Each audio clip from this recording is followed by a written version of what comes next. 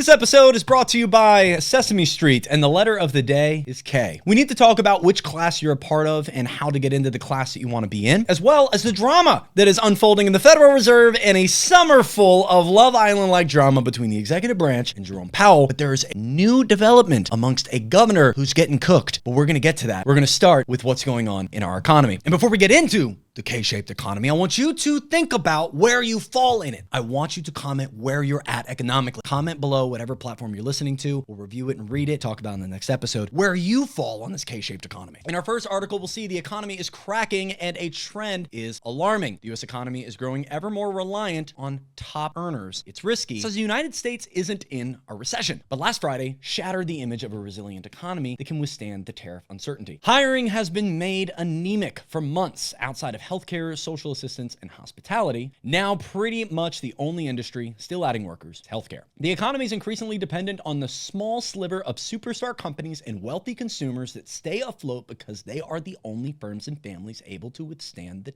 tariff onslaught. A highly concentrated economy increases the risks of a downturn and will leave many middle-class Americans frustrated and strained. So what is this economy we're talking about here? An economy where one side, the wealthy, seemingly are doing very well, and the other side seemingly just not doing as well. They're not having as cool of a party. It's called a K-shaped economy. Now, I want to show you a quick little visual here, if I can find a page that's open. I want to show you the letter today that I've already screwed up, and it is a K. I have mulch under all my fingernails. Please don't judge me. It's not blood. But a K-shaped economy is what we're currently in. More specifically, a K-shaped recovery since COVID. What happened during COVID? People were told not to go to their jobs. People were sent stimmy checks to stay inside. And we had to wear masks to go anywhere for 2 years. You couldn't go to Walmart. You couldn't sit next to someone at the bar. You couldn't go and stand in line behind somebody unless you're 6 feet apart from them, standing on that little sticker on the ground. A little sticker on the ground. It's still at some gas stations, by the way. I don't know why they haven't ripped that up. I'm not standing. I see a world from then, from COVID, that has evolved. But it's evolved to favor one class over another class.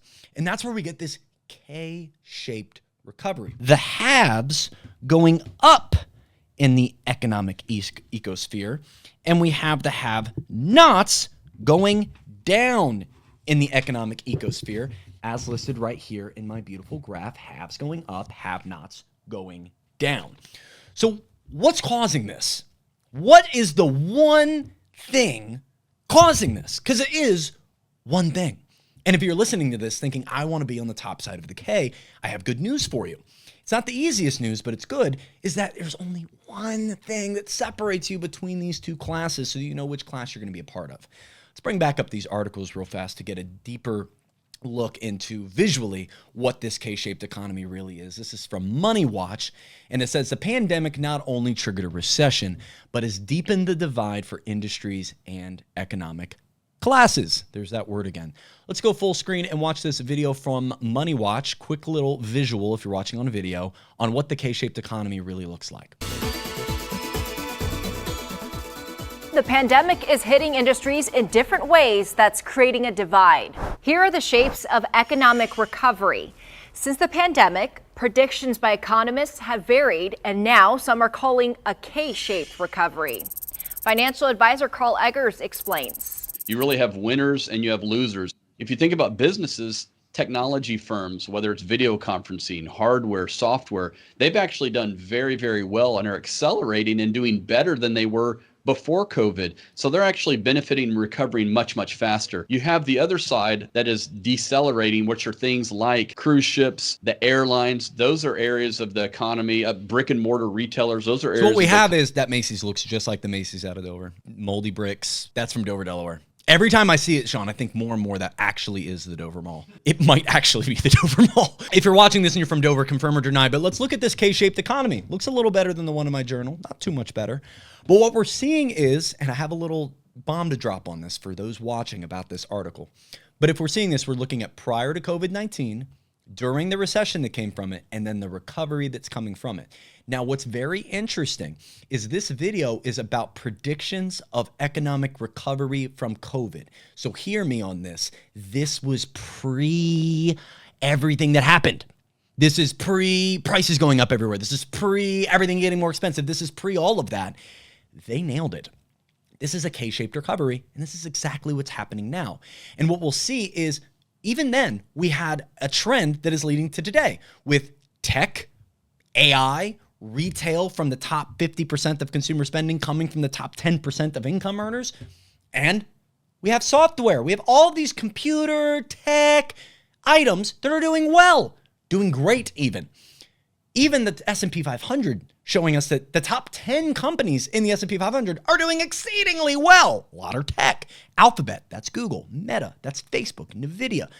We have proof in what we're seeing right here. And then if we look at the bottom side of the K, companies-wise, travel, entertainment, concerts, hospitality, hotels, food services, restaurants, airfare.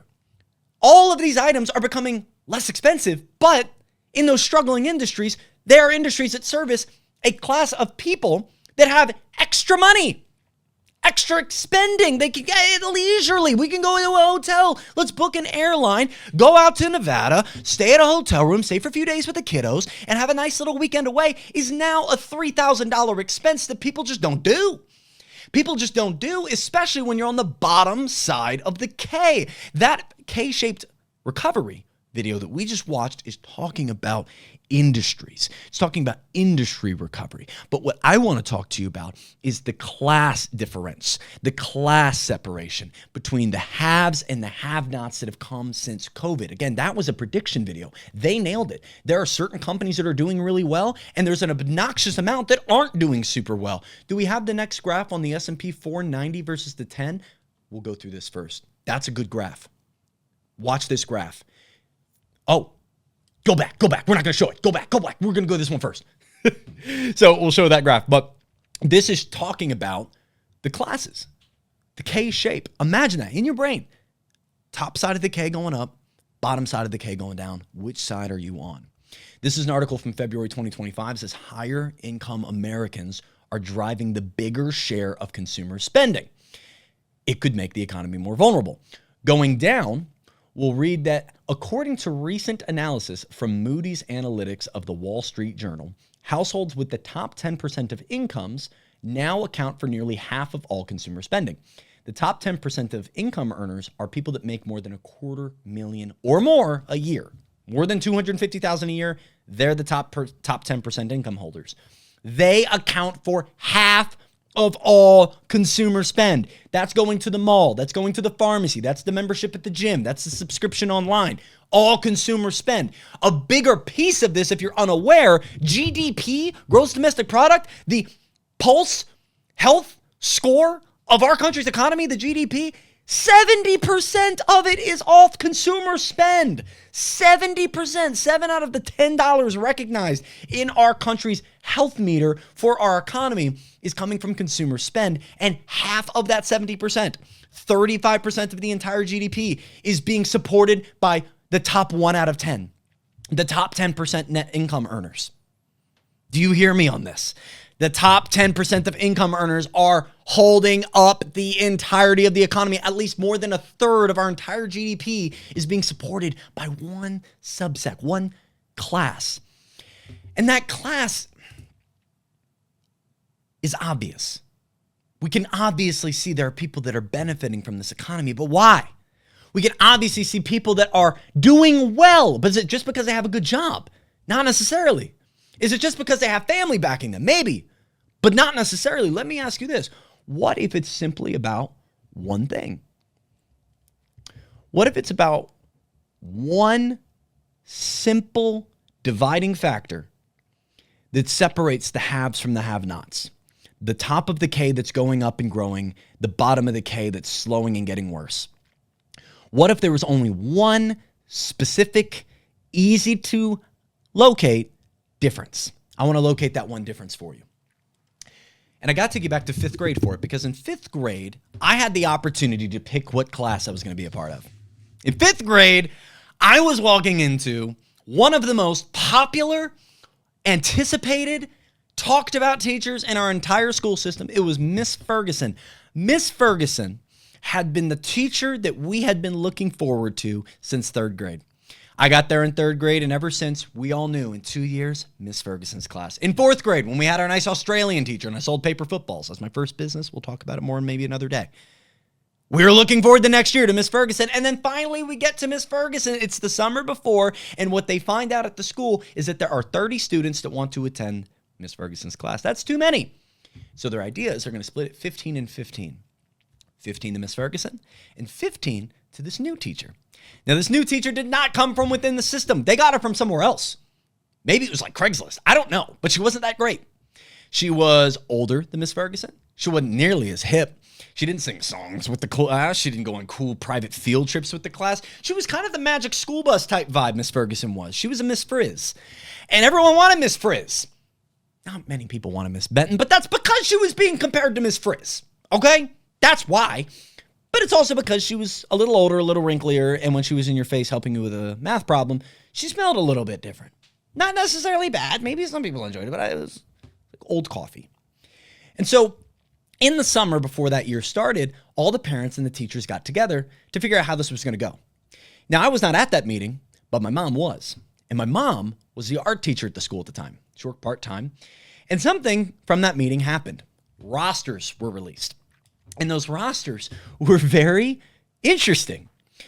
I got to go to Miss Ferguson's class, if you're wondering. I spent the entire year, that 5th grade year, separated from my middle school bully, which was probably the best part, but also just having a great time with a lot of people that were also very happy to be having a great time, because everybody in our class, even on a bad day, looked at the other side and was like, well, at least we're not with Miss Benton. Like, at least we got Miss Ferguson. This is good. And that was it. Now, we as the people within the class really didn't have a say. And the main determining factor to which class we went to actually only came down to one thing. One simple thing that we can locate. And that one simple thing was, of the 15 that were in Miss Ferguson's class, 14 of them were teachers' kids. Or their parents had invested in, donated to, help the school's funding. So you can see there was one side that leaned one direction and one side that leaned another direction into 2 distinct classes that all started with one factor that we can easily locate. The one factor we can easily locate here is I was a teacher kid. I had an asset. My asset was I had a little bit of leverage. My mom was somebody that worked there. So they're like, you want your kid to be in the cool class or the not cool class? And all the parents' kids were like, the cool class. And that's exactly what happened. We were all in the cool class, where everybody else went to the not cool class. Now, which class we were a part of all came down to one specific factor that we can locate. Who has the asset? Who doesn't? Who had leverage? Who doesn't? In today's K-shaped economy, we're seeing something very similar in how people are getting divvied into one class or another. We have one class that owns assets, and we have another class that doesn't. We have one class that owns real estate, stocks, bonds, index funds, crypto, precious metals, silver, gold, companies, private equity even. They own privately owned companies. They own assets. They own land, luxury cars, a watch collection. Maybe they got old books that are worth something. I don't know. It's an asset. It's a store of wealth. It's something that grows with the expansion of the monetary base, that grows in value as our dollar inflates, and is a store of wealth and hedge against perpetual and constant inflation. Now, the other side of the K, if you hadn't discerned that what I just described is the top side of the K, the other side, the other class, Miss Benton's class, is the class that's having to rent. It's the class that's having to just get their savings account started. Is the class that doesn't own no assets, and their parents don't have any to give to them. Their friends, families don't have any finances to push their way. And so what they're facing is a early job market out of college with a 7.8% unemployment rate amongst those that have a degree. That's now in line with those that don't have a degree. That's concerning. We also have a 49% underemployment rate, people who are working jobs that they're underqualified for after getting a degree out of college. That's concerning. And we have an AI market that is growing, that is pushing jobs away, especially in the white collar entry level job market. Legal, marketing, design, coding, all these jobs slowly being sifted away from the early working middle class, quickly deciding which class they're going to be a part of. Which class? Ms. Benton's, Ms. Ferguson's, which are you going to go with? And so we have many people now today looking at home prices, stock prices, car prices, all the same, thinking what is going on. So what I'd like to bring up real quick is home prices. Let's look at the home values for these properties that people are now looking at thinking, how do I get into that class? Now, I bought my house in 2016. It was the first home I ever bought, December 2016, before my wife and I got married. I would then hold on to that property with my wife for 3 years. We'd sell it and then buy a property that we're in right now, September of 2020. A home, if you're unaware, is an asset. A stock, ownership in a company, a car that holds value, maybe even a luxury car, one you own outright, could be considered an asset, usually a liability. Anything that is a store of wealth, could be a watch. If it holds wealth over time, it's an asset and it grows your net worth. Now, when we look at housing, it's an interesting form of asset because it's the only asset you also have a real need from. It has real utility. It's your shelter. So with this, it's something that most all Americans get their hands on at some point, hence why it's called the American dream, and hence why it's the gateway drug to wealth for most middle-class Americans. But if we look at 2016, we'll put our marker over there, we'll see that the median home price was $306,000 in Q2 2016 when I bought my first house. If we move forward to September of 2020, which is going to be just past that first one. Let's go right to the next one on Q3. Next one real quick. Yep, right there. Q3 2020, that is $327,900 as our median home price. So we've gone up decently from about 300 grand to about 325 grand, up about a quarter. Now, I own that asset. I am officially an asset holder. I have officially set myself in the place of wanting to be a part of the class that I want to be in, Miss Ferguson's class. And if we look over the next following years, we'll see that that class has been happy because home prices have gone up. The asset holders, the people who are paying that mortgage and owning that home, are very happy. Their asset has gone up in worth. If we, though, look at somebody who did not get their hands on this asset, let's say they're looking from the outside looking in, thinking, how do I get my hands on this? How do I get into this now $410,000 median? Oh, I'm just going to start that over. $410,800 median home worth. We're well over $100,000 since people like me were able to get into their first home. In some areas, up $150,000, $200,000. So what are they left to do? They're left to rent. And if we look at Realtor.com, we have a very interesting article that actually came out October 28th, 2021. So this is an older article. I love looking back at old articles. September 2021 data said that in the 50 largest metros, that's our third bullet point down, that the median rent was $1,654. This was up 13.6% since last year, and that was up 15.5% since September of 2019. So it was a $222 increase over the 2-year span. Now today, that median rent is well over $2,000. So here we have, at the same exact time, we can go back to the home price graph. At the same exact time that home prices started to scale up, what also happened to rent? Rent scaled up. This was largely due to the fact that people were paying more. People were willing to pay more in rent because there were fewer rentals available. So landlords could charge more.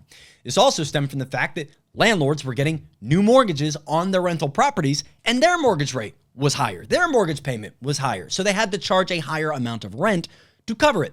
Their home insurance and property taxes also going up. This is all pushing rental costs up. So if you're in the bottom side of the economy, paying rent, not owning an asset, you are stuck looking at the asset that you want, a home you want to own. Meanwhile, you're paying an obnoxious amount for rent. Why is this a big deal? The bottom side of the K shape is perpetually in a bad scenario because if they want to get into an asset, what do they have to do? They have to be able to afford it. If they want to be able to afford it, what do they have to do? They have to be able to save for it. And if they are able to save for it, that means that their cost of living is less than what they're making every single month, at least bare minimum a few $100.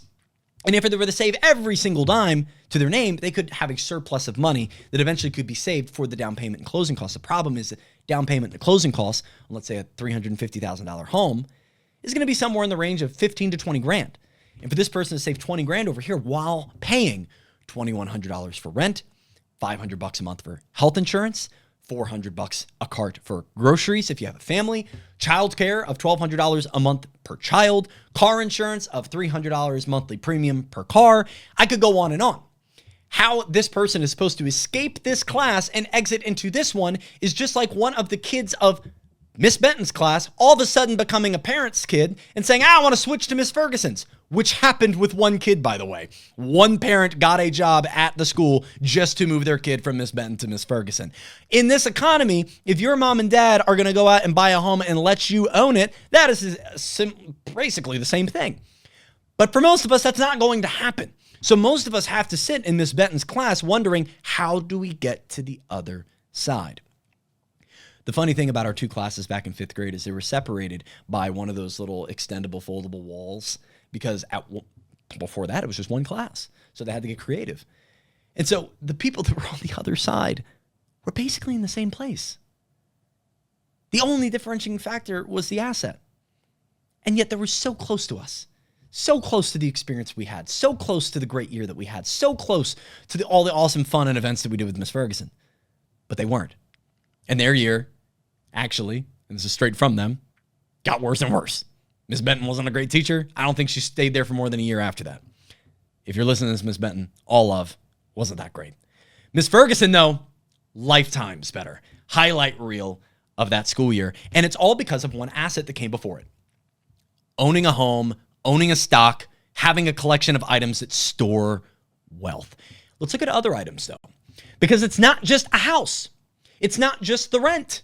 It's everything else that goes along with the modern American dream. Let's look at rent right here. This is from 2021, that same article. What do you notice happened after 2020 to rent prices? That's what they would call a hockey stick in the economy world. Median price went up drastically. We already know home prices did the same exact thing. But what about getting to your job? What about your car? What about other necessities that are involved in the American day? What are we doing here? We had a technical issue. If we could go to the car graph on our next one, because to get into a job, you have to be able to get to your job. And the cost of a car has gone up dramatically too. From 2021 up to 2023, prices would skyrocket. A lot had to do with the fact that rates went up. The monthly payment went up. Experian reports that to get a used car today, the median monthly payment, including taxes and insurance, is $518. So the person sitting in Miss Benton's class is walking into an economy with their degree in a market that is a 7.8% unemployment rate for their demographic, a 49% underemployment rate for their demographic. Only 12% of males under 35 right now are married with a home. That's 1 out of every 8. Used to be 1 out of every 2. 1 out of every 8 now. So we have less income per household. We have more expenses that are flowing into each and every household. And we have the cost of getting into the household altogether, buying the home at a rate that's almost obnoxiously unattainable, especially when you add in the fact that savings is nearly impossible. Costs have gone up around the board. But why isn't this affecting the top side of the K? Guys, because when we look at this graph for the cost of a car, look at from 2016 on to 2021. Largely stable, largely fine. Then we see this boost up. But what happens also is the net worth of the top 1% goes up, as I'm going to show you later. So the cost of a home, the cost of a car, the cost of a stock, the cost of every single asset that could move you from one class to the next has gone up obnoxiously in its entry fee. Its entry cost to getting entry into this class over here, the top side of the K-shaped economy, has gotten obnoxiously more expensive in a world where it's so much harder to save for the entry fee. The entry fee goes up. The cost is going up to live before you get your entry fee. And so you're never going to be able to afford it. You're never going to be able to afford the down payment to get into home. You're never going to be able to afford the $10,000 to get the car that's nicer and safer and better on gas mileage for you and the kids. You're not going to be able to afford getting 2 or 3 kids through childcare. You're talking about over $120,000 over the course of 5 years just to get a kid through childcare. That used to be what got you through Ivy League college. Now it's to get your 3-year-old through childcare. So the bottom of the K-shaped economy is stuck in a world where they can't have kids. They can't pursue a higher education. They can't get a nice enough car that's going to last them more than 2 to 3 years. They're not going to be able to afford a home. They're going to have to pay rent. They're going to have to pay all of these extra items to finance their American lifestyle, all while the people on the top side of the K own the assets that are financing their American lifestyle. See, this would be like if we were in Miss Ferguson's class and we were the ones that were writing all of the books that Miss Benton's class was going to be using. This is like if when we had recess, we always got to have 45 minutes and you only got the back 15 minutes of the hour. This is a world where the top of the K, the haves, they're buying the land. They're building the homes. They're owning not just the cars and the lots and the entire companies that sell the cars. They're buying and financing everything back to the bottom side of the K. The top side buys assets. The bottom side consumes debt. And they consume debt because it's the only way they can survive. Meanwhile, while they're surviving, the top side's thriving because more people need the finance than ever before. We're becoming a subscription nation, one where Miss Benton's side of the class has no option but to be in survival mode, not just for 5th and 6th grade, but onward through their entire lives, seemingly. The light at the end of the tunnel, the maze path that leads to prosperity seems to be out of reach, and people want to go from one side to the other and want to know how, and it's as simple and as complex as simply owning an asset. Even like a stock. Let's show the stock graph real quick. The S&P 500. The S&P 500 very famously is utilized as a barometer for our economy. The GDP, as odd as it is that we use that as our pulse of our economy, is another one. But the stock market is seen as the economy. If the stock market's doing well, the economy's doing well. If the stock market's doing poorly, the economy must not be doing well. While that's not true whatsoever, because the S&P 500 is simply a culmination of the best 500 companies financially amongst our publicly traded New York Stock Exchange, it is a great way of viewing, once again, this K-shape, because only the top 10% own the majority of stocks. So what we see here when we look at the S&P 500 from 2016 up to 2020, what I want us to do is imagine a line. As Sean is combing through from 2016 to 2018, all the way up to 2020, where we start to see a drop, our first crash from the COVID crisis. What happened? What happened? Draw a line. Draw a line from 2016 to the peak of 2020, right where you see that gray shade, and imagine a straight line from one to the other. From where we were at 2,000 to about 3,300, you'll see a steady increasing line. I want you to imagine the shape of the line, the contour, the pitch of the line, going from 2016 to 2020. Now, I want us to go from the bottom of 2020 to now today. The bottom of 2020 being in the 2,400 marks. Now we are all the way up to 6,500. This is insane. I want you to imagine that same line from the beginning right there, March 2020. We all know what happened March 2020 to today. I want you to imagine a straight line that connects the bottom of 2020 to today. I want you to imagine the pitch of that line, the shape of that line, the contour of it. It is a much steeper line. And that means that the top has been growing even more wealthy. Why? Because the top 10% own 90% of the stock market. So we don't see as dramatic of an effect here, but what we do see is the net worth going up at an exponentially higher velocity, a higher rate since COVID. 2020 hits, stock prices, home prices, rent costs, hospital costs, car insurance, property tax, child care, the cost of everything. Seasonal beef out of Australia, it's more expensive. Everything, it's more expensive. And for us to sit here as Americans and believe that the American dream has a bridge that connects the bottom side of the K and the top side of the K, it's going to be great. It's going to be okay. It trickles down. For those of us still being told that lie, maybe even still believing that lie, maybe you have someone in your life that still believes that the rich one day are just going to cycle money down to the bottom and everything is going to be hunky-dory. Maybe you're in that la-la land. It's not. And the thing about it is before 5th grade started for us, we had a joint teacher-parent meeting with all the students. Because this was a weird year.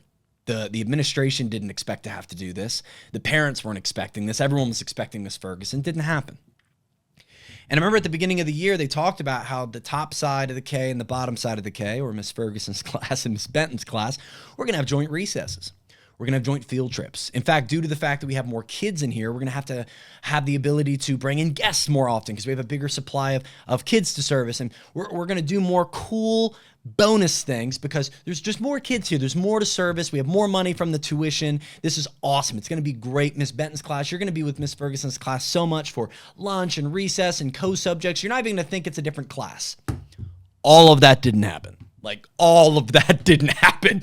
None of it happened. We very rarely had lunches together. Sometimes we'd recess together, but that was pretty much it. It's pretty much it. And the promise that the Miss Benton class got was not met by the end of the year. Many of those kids actually wouldn't even go on to 6th grade. They would actually leave the school. So it wasn't a great year, and it was filled with empty promises at the beginning that only Miss Ferguson's class was able to benefit off of. The more field trips, the extra fun, and the good quality year. It's which side are you on? Which class are you a part of? Do you own the asset or do you not own the asset? Let's bring up our next article, Mr. Jonathan, back there on the computer.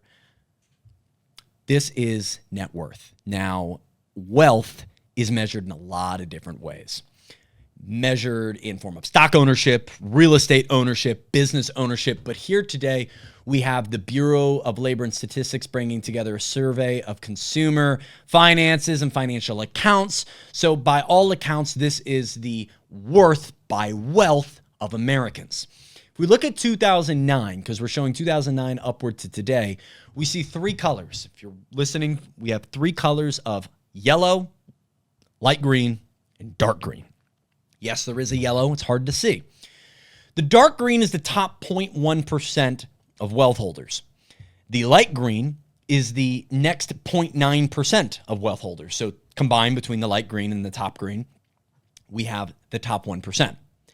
The yellow is the bottom 50%. And as we scroll slowly through the years, what we're going to see up until 2019, 2020 is, a steady growth. Not much from the bottom side, but the top side keeps getting more and more and more and more and more trillions.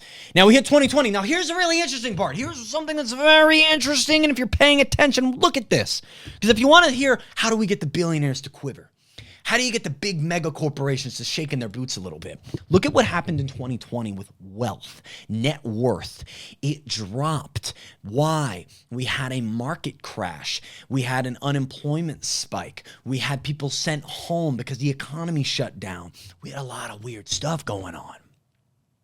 You had to go to Walmart in a mask. You were told for a month not to even leave your house. You were told it was going to be a couple weeks, and 2.5 years later, you're still getting sushi to go with a mask on. That's weird. But we'll see in 2020 that crash actually hurt the top 1%, moving the wealth from, let's go one click back to Q4 of 2019. The top 1% in total had $23.5 trillion worth of wealth. And then if we go to the next quarter, that 23.5 number dropped all the way to 20.2. So about 10% is that? Percent of their wealth fell off the map, disappeared.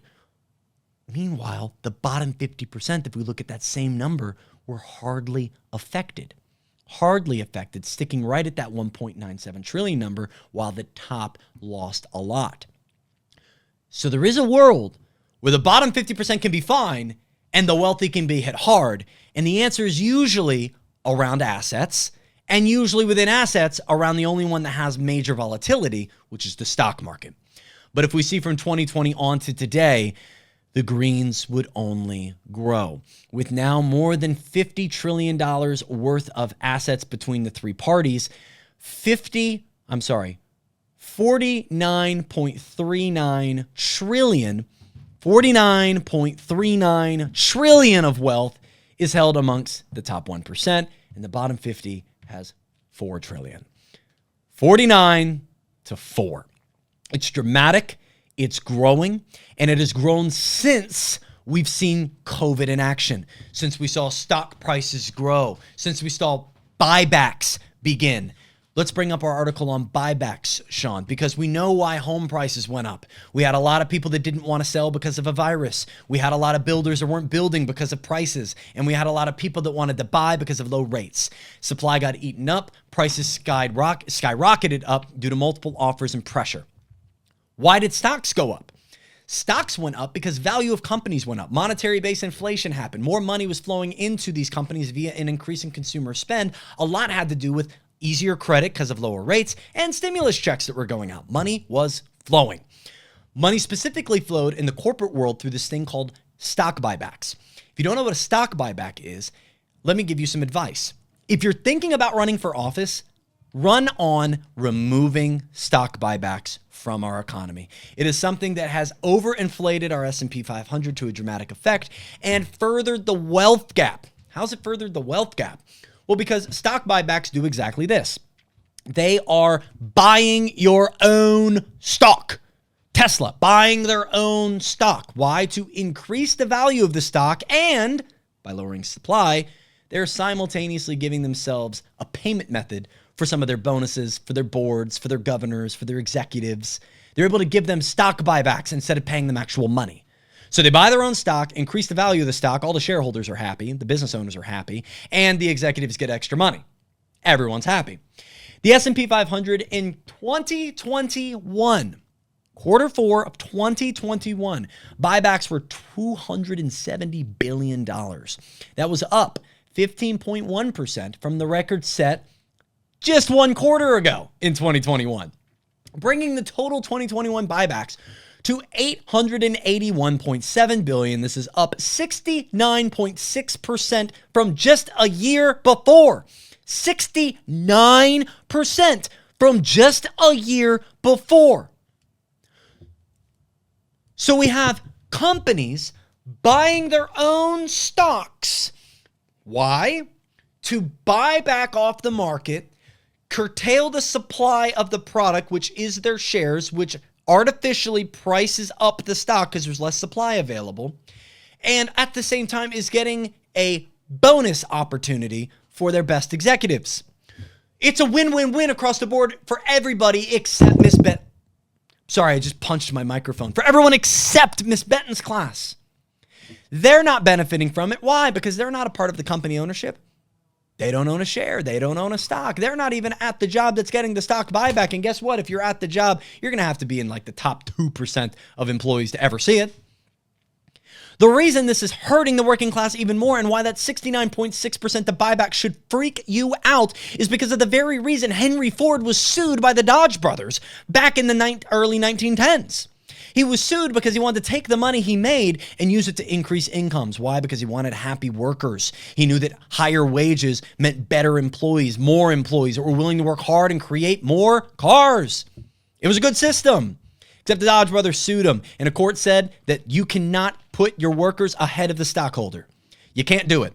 And so what happened from then on was the stockholder was valued over the worker. And as of 2020, 2021, 2022, and beyond, we're seeing the facts in the finances that buybacks are where companies are putting their store of wealth. A 69.6% increase, by the way, is a $600 billion increase in stock buybacks amongst S&P 500 companies. Where could that money have gone if it was toward salary? If it was toward cost of living increases? If it was toward stock buybacks for the worker, a portion of the productivity, a portion of the company being in the hands of the worker? No, instead it went toward inflating the stock market, inflating the S&P 500, and further digging Miss Benton's class into a hole as Miss Ferguson's class goes on recess number 3. Bring up that one graph that we said we were going to sneakily leave in. And now I want to talk about Miss Cook getting cooked over at the Federal Reserve. This is the S&P 500 graph, a red line and a black line.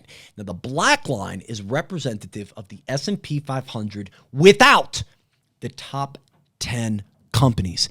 Meta, NVIDIA, Google, which is Alphabet, Tesla, all these companies, which, by the way, flow. The S&P 500 flows. These are the top 500 companies, not in the world, but in our country, that publicly trade on the New York Stock Exchange. This is no way or shape or form a reflection of the small business world, the mid-corporate world. These are big, big, big bucks, Bill Bucks aplenty type companies right here. Bottom 490 of the S&P 500 are hardly getting by. Profit margins have been stagnant and are, since 2025 started, dropping. Meanwhile, the top 10 companies in the S&P 500, the top 10 stocks are thriving. Tech, AI, social media, thriving. Why? Because this K-shaped economy has led to money that can flow not only into their employees, it can flow into laws that are being created that are functionally helping their business as far as imports, exports, where they can have their infrastructure, where they can actually manufacture, different rebates and tax cuts that they can get for having a job in America versus doing. Once you get to the top, you can start playing the politics game. Since Citizens United in 2010, you can invest as much money as you want into a politician with shadow money through PACs. You can do whatever you want once you have the money, and this is showing in the S&P 500 right now, with 7 to 10 companies really leading the charge, anchoring the growth of the S&P 500, which is making Ms. Ferguson's class very happy because their stock portfolios, their IRAs, all of their Roths and retirement accounts are growing. Their home value is growing. Their rental portfolio growing. Everything they own, from a business to a partnership in an equity firm, is up in value. So why would Miss Ferguson's class tell them to shut off the valve when they're doing great? Meanwhile, you're over here on the other side of the foldable wall screaming, nothing you're doing is helping me.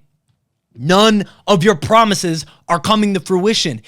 Everything is more expensive. The median mortgage is $2,600 right now when you include when you include taxes and insurance. Rent is at $2,100 to $2,200 across the nation. Gas is at $321 across the nation. Healthcare premiums per month upwards of $700, $800 for families. Car insurance, $300 for a car. If you look at everything from bread, eggs to beef that's now exploding off of the scales, you can't find one thing from the cost of putting a child through childcare, $1,200 a month, which works out over 4 years of childcare to over 120 grand. That's what you pay for Ivy League college, like I said. Now you're paying it to get your kid to socialize and learn numbers. We're not building a world where getting a car, having a kid, having a shelter, getting by, having a career, saving to one day own an asset that can get me in the class I want to be a part of. None of this is helping me. It's only helping Miss Ferguson's class. It's only helping the top side of the K until we start doing things that are taking away from the wealth gap expansion, that are taking away from the billionaire benefits, and taking away from, just like the tax cuts that we just had in the big beautiful bill, taking the tax cuts down for the top 0.1 and 1%. This is a continuation of what we've already been seeing, which is a perpetuation of the wealth gap and expansion of the K-shaped recovery effort that has happened post-COVID-19. And one item that is right in the dead center of the economic conversation around what we should do, how we should fix this, what happens next, is the Federal Reserve. The Federal Reserve is our country's independent central bank, formed in 1913 at a December 23rd meeting that was held at D.C., vote held at 42 to 27, with 27 voters not being present, and it was passed the Federal Reserve Act, our new central bank. It operates independently whilst relying on our government for certain entities to stay alive, like the Bureau of Labor and Statistics, for specific data and job analysis and economic information so they can make their monetary decisions. But the independence of the Federal Reserve is recently at odds with the president since February pressuring Jerome to cut rates by not just 1%, not just 2%, but 3%. And this has not been met with any form of optimism from the Federal Reserve and Jerome Powell continuing to keep rates stable. And this has not made Mr. Trump happy. They have toured the Federal Reserve. They have said the Federal Reserve updates on their building are cause for Jerome Powell to be removed. They have said that him not lowering rates is a form of financial violation of our law. It's not really true. They have said that they're going to remove him, which legally he cannot do. They're constantly name-calling him, bashing him, pushing him up against a wall to pressure him into lowering the federal funds rate, to potentially lower bond rates so that we can refinance our debt at a lower rate and save our country billions of dollars. That's why he wants that. Earlier in August, a Fed governor resigned Didn't say why he resigned. He was one of the people who were saying we need to keep rates stable. There was a couple governors on the board that say we need to possibly start cutting. Lisa Cook, another person who said we need to keep rates stable, is now under fire and officially from Donald Trump's mouth, fired.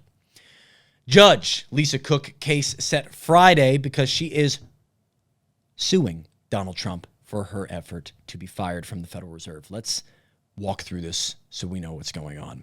A judge set a hearing for Friday morning on Federal Reserve Board Governor Lisa Cook's request to block President Donald Trump from firing her.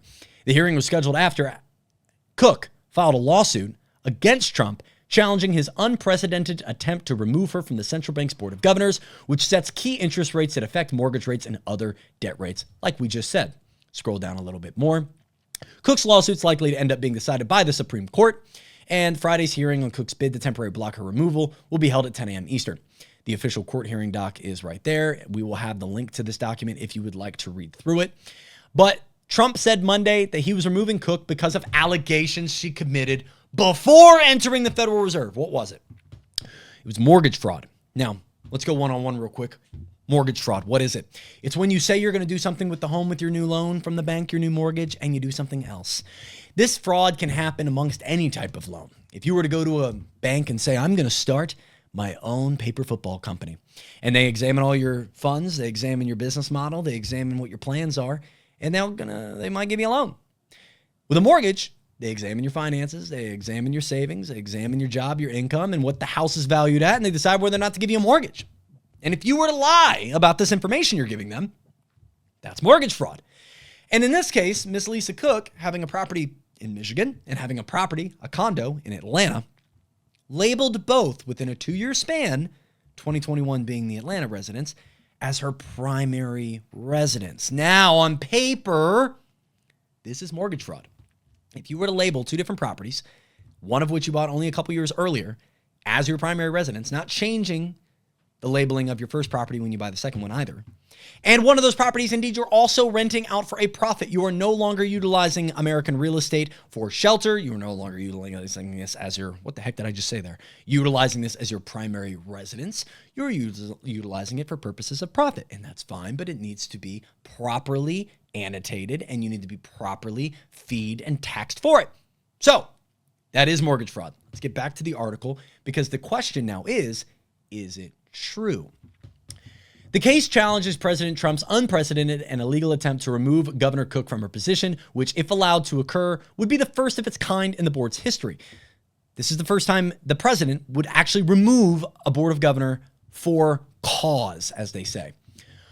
Let's go up one line real quick. It would subvert the Federal Reserve Act, the one passed in 1913, which explicitly requires a showing of cause for a governor's removal, which an unsubstantiated allegation from private mortgage applications submitted by Governor Cook prior to her Senate confirmation is not, according to Mr. Lowell.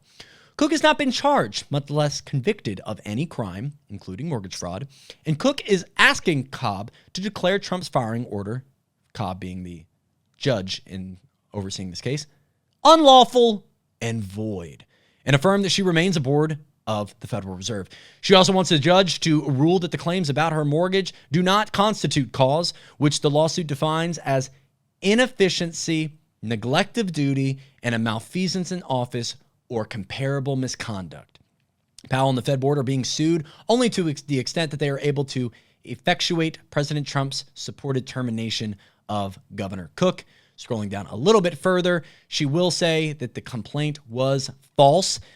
So she is stating was appointed in this just gets into her information. She has stated it is false. She did not commit mortgage fraud, but goes on to say that removal of a governor for cause improves the Federal Reserve's ability for accountability and credibility for both the markets and the American people. I think that's a great take from this. And we can go back to one-on-one because that's the purpose of the law being in place. Can she be removed from her position for having caused what could be considered a felony? Yes, a person that has a felony more than likely should not operate as a board of governors, or exist within our federal government. I don't want anybody with a felony being the mayor of my town. I don't want anyone with a felony being a police officer. I can't be a real estate agent if I have a felony. They don't allow you to take the licensing course if you have a felony on your record. I don't believe somebody on the Federal Reserve Board, Treasury, any form of financial board or economic oversight board should have a felony to their name. I don't think that congressmen, presidents should have any felonies. I think it should be a felonyless land. It's not, so let's just be clear. But if Ms. Cook were to be found to be guilty of this, there's still a gray area. Because the fact of the matter is, what was stated in that lawsuit is that the independence and the accountability of the Federal Reserve have to be at stake for this cause. And if she committed mortgage fraud prior to her status of a Federal Reserve Board of Governors member, there is room for debate as to whether or not that would actually shroud her trustworthiness. If you're asking me, I'd say it would. I'd say she should resign. I'd say we should keep the independence of the Federal Reserve, keep Trump from being able to fire her, even though he's already said, I'm firing you.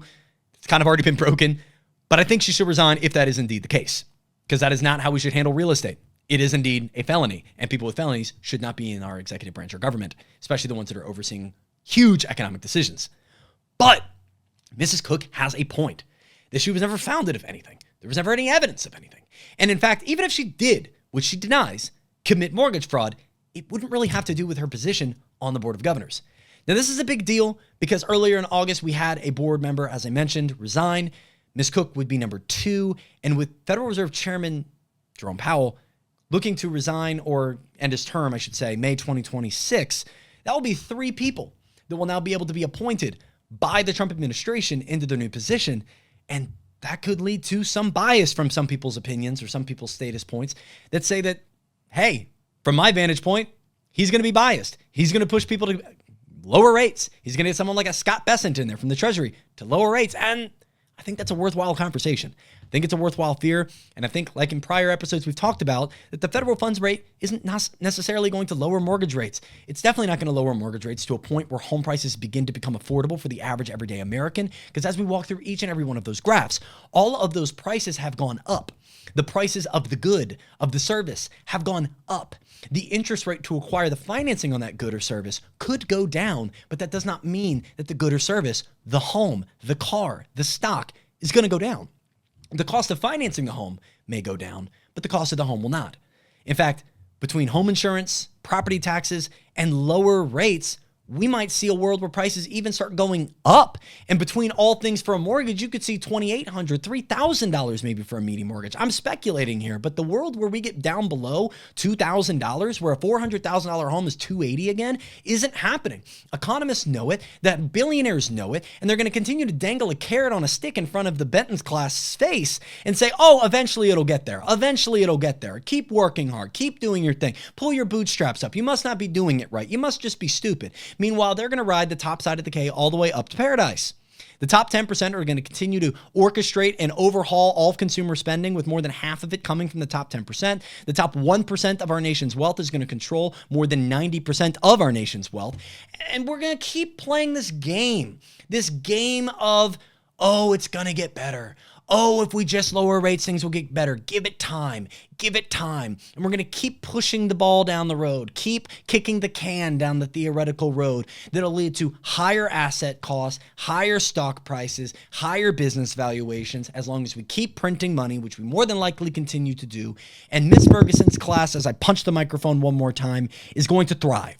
Their net worths will grow. Their business opportunity will expand. Their lines of financing and credit will only get larger. Their networks of other billionaires and trillion-dollar funds will expand ever greater, so that the culmination of power will expand, because that's where we're in right now. And if we don't do something right now to stop that wealth gap that's growing, to stop the obnoxious home price expansion, to stop home price costs, healthcare costs, childcare costs, taxes, insurance costs, all these costs on Miss Benton's side of the class that is benefiting Miss Ferguson's side of the class, that the only leading indicator, the only differentiating factor was an asset that you either had or didn't have at the beginning. And if you want to get to the other side of the class, the other class altogether, it's as simple as having the asset.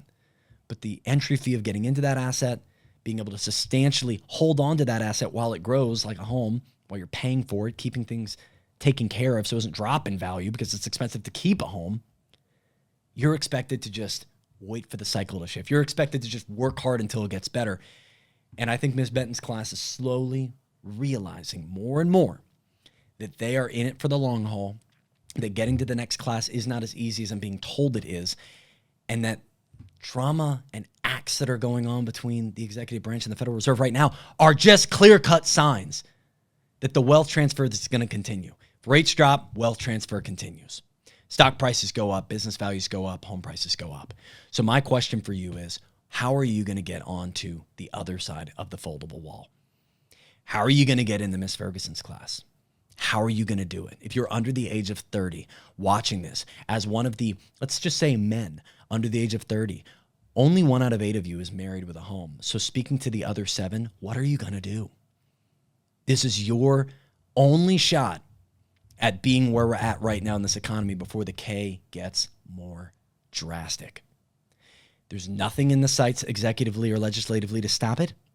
There's nothing historically we've seen that's ever shifted it. And all we've seen out of our current administration and past administrations is a continual funneling of wealth to the top. Billionaire ideologies being orchestrated amongst the people, picking billionaires over babies, banks getting bailouts over families getting foreclosures, decade after decade after term after term. And you are forced to sit in this class and wait and hope. And my only question is to you, what are you going to do? It's tough, it's obvious, and we're being gaslit to believe it's not what it is, but it's a K-shaped economy. This episode has been brought to you by the letter K, and it's going to be okay as long as we take action, move forward strategically, and understand where we're at. The best battle plan to get started is to understand where on the map you are. It's the first lesson in land nav. You got to understand where you are on the map. I think you're being told you're somewhere different than you are, and I want to be as real with you as a layman, normal, everyday person on this planet that doesn't speak legalese, economicese, or want to follow up with all the drama. I'm telling you right now, it is a K-shaped economy. We're deep into the haves and the have-nots, and you got to do something now to get a plan started to grow forward, or the K will ever expand and you will live and die in Miss Benton's class, and her breath smells and she doesn't go on as many field trips. So I don't want you to have a shorter recess than I do. I want you to have the longer recess. I want you to have the cool subjects. I want the snake handler to get brought in midway through the year to see. I want all the cool stuff, and I know you do too. That's been episode number 21. We'll come back episode number 22. We have an incredible guest on the housing market. And we'll keep you up to date on all things good, bad, and ugly on the reality of today's housing market and economy. Have a great one.